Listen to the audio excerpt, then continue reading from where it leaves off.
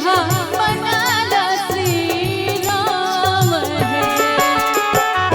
चलो सखी मिले जनक के आंगन, चलो सखी मिले जनक के आंगन, दुल्हा बनाला श्री राम है।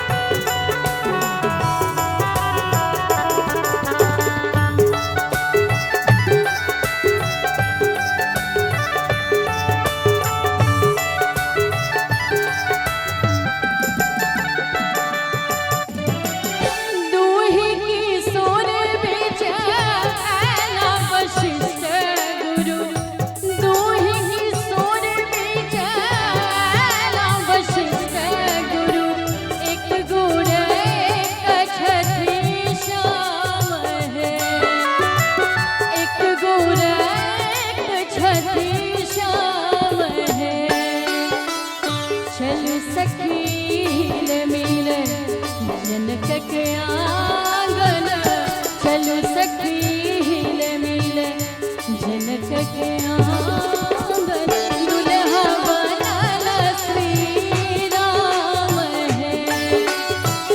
दुल्हा बनाला श्री राम है।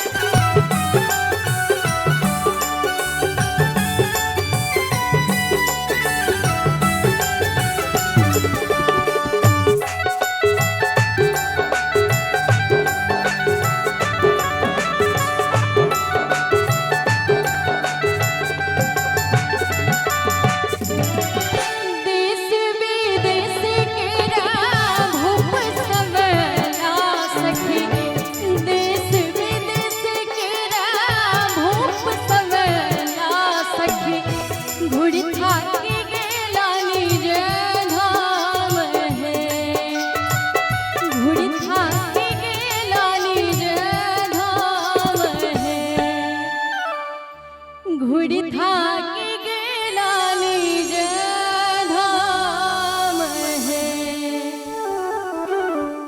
से शिव धनुष छुवत काल टूटी गेला, से शिव धनुष छुवत काल टूटी गेला, रह गेले सिया जी के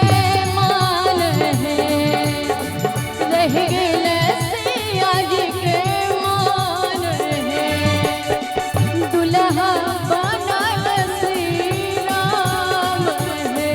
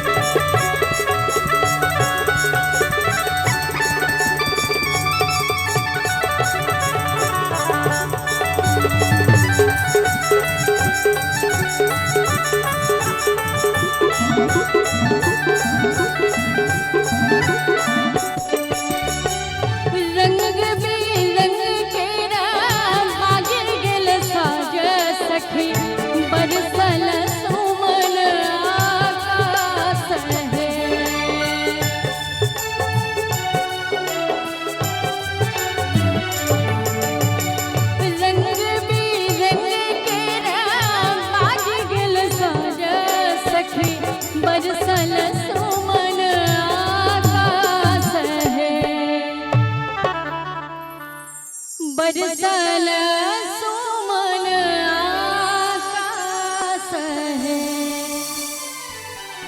देहिक दैविक आहे सखी मिटी गेलं, देहिक दैविक आहे सखी मिटी गेलं, मिट गेलं तीनों ताप है, देहिक दैविक आहे सखी भातिक, मिट गेलं तीनों ताप है, चलू सखी मिल जनक के